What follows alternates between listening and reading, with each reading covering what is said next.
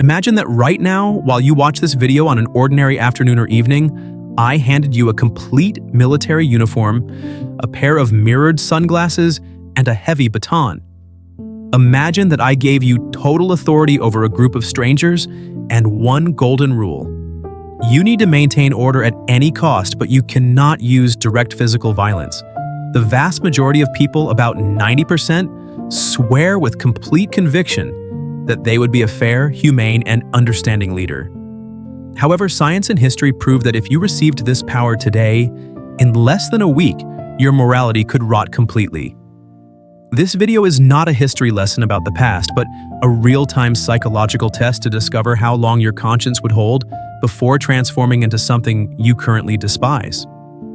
If you consider yourself a good person immune to the system, this test was designed specifically for you, because the most dangerous monster is the one who firmly believes in their own sanctity. Many of us grew up believing that evil is a fixed trait, something born with the individual, like an eye color or blood type. We like to think that there are bad people and good people, and that we comfortably belong to the second group. But in August of 1971, a psychologist named Philip Zimbardo decided to challenge this comfortable idea.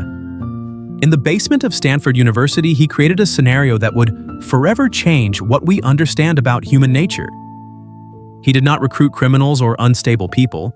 He chose healthy, intelligent university students with no history of aggression. Through a random draw, he divided them into two groups, guards and prisoners. What happened in the following 6 days was so disturbing that the experiment had to be interrupted urgently. People who were considered friendly neighbors and exemplary students began to practice psychological torture in creative and cruel ways. The question you need to process now is, if you were locked in that basement, on which side of the bars would your true face begin to appear? Let us dive into the first level of this test. Imagine you were randomly selected as a guard. On the first day, everything seems like a bad joke. You feel ridiculous in that uniform and the baton feels like a toy. But on the second day, one of the prisoners refuses to obey a simple order. Your shift colleagues suggest a punishment. The prisoner must do hundreds of push-ups until exhaustion or be locked in a dark closet for hours. You feel a knot in your stomach, a warning that things are going too far. But at the same time, when you give the order and see the prisoner lower his head, you experience an unprecedented wave of control. It is a warmth that rises through your chest, a feeling that your word is law. At that exact moment, what do? Do you intervene, risking being called weak by your colleagues? Or do you cross your arms and watch, feeling a silent pleasure in seeing the rebel being tamed? If your answer involves any hesitation, your brain has already taken the first step toward dehumanization. Psychology explains that this process is not an accident, but a mechanism called de-individuation. When we wear a uniform and assume a position of power, our personal identity begins to dissolve. You stop being the family father, the attentive son, or the loyal friend, and become just the authority. The uniform works as a mask that hides who you are, even from yourself. This is why, throughout history, ordinary people were capable of running concentration camps or applying terrible punishments. They did not wake up thinking about being evil. They woke up thinking about fulfilling their role efficiently. The danger is not the movie villain who laughs while doing evil. The real danger is the exemplary employee who does evil because they received a signed and stamped order. Now, let us invert the scenario for the second test. Imagine you were the prisoner. You were arrested in your own home, blindfolded, and taken to that basement. They took your clothes, gave you a number instead of a name, and forced you to wear a chain on your ankle. One of the guards, a guy who seemed friendly on the first day, now screams absurd orders in your ear. You notice that your cellmates are starting to break. They cry, beg for mercy, and do everything the guards order just to gain a minute of peace.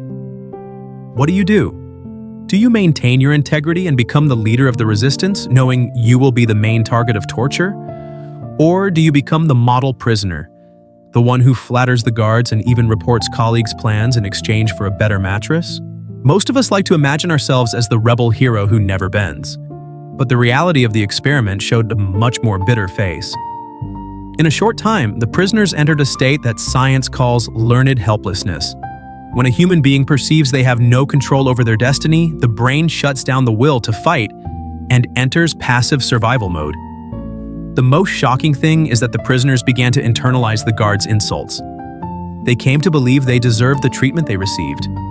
If you, deep in your soul, realize that you would probably try to gain the guards' favor to suffer less, you have just discovered that your morality can be bought for a little comfort and security.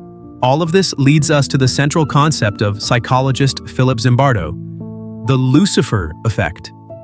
He argues that the line separating the angel from the demon is not a concrete wall, but a thin and porous membrane that any of us can cross if pushed by the right context. Evil is not something you are. Evil is something you do in certain circumstances.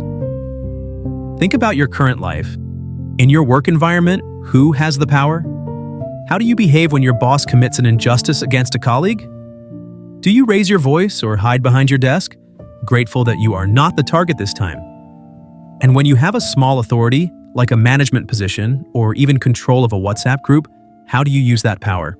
The Stanford experiment was only interrupted because an outsider psychologist, Christina Maslach, entered that basement and was horrified. She was the only one who maintained the perspective that those were human beings suffering while everyone else had already become part of the simulation.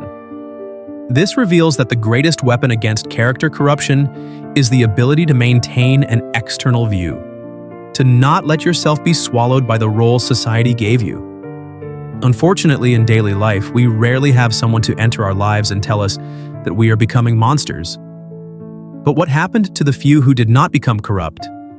There were guards at Stanford who refused to be cruel. They did what was asked, but never sought extra forms of humiliation. When their sadistic colleagues were not watching, they gave a little more food or bathroom time to the prisoners. They were the absolute minority. What differentiated them was not superior intelligence, but an unbreakable connection with their own identity. They refused to let the uniform erase the man who existed beneath. We now arrive at the final moment of this test. If I handed you the keys to a prison and total power over the lives of 10 people, who would you really be when the cameras were turned off? Would you be the guard who creates creative rules to see others suffering? The guard who just obeys and pretends not to see anything? Or the guard who protects humanity, even risking being punished? The harsh reality is that the world we live in was built for us to choose the first two options. This experiment teaches us that our current goodness may be just an illusion caused by the lack of opportunity to be evil. It is very easy to feel like a saint when you do not have the whip in your hand. True character is not revealed in the light, in social media posts, or in speeches about ethics. It is revealed in the darkness of Stanford's basement, at the moment when the system gives you permission to be cruel and even applauds you for it.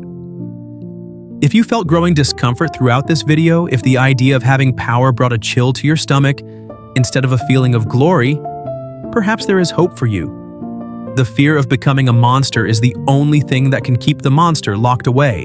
The image you had of yourself 10 minutes ago probably no longer exists. You entered here as a spectator and now leave as someone who knows the tools of their own destruction. The Stanford monster is not a stranger living in psychology books.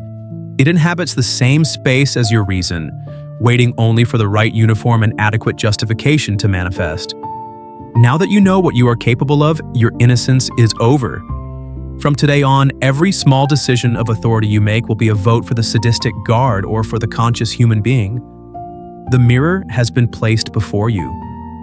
What you do with this discovery is what will define whether you are the owner of your soul or just another puppet of the system, waiting for your turn to hold the baton.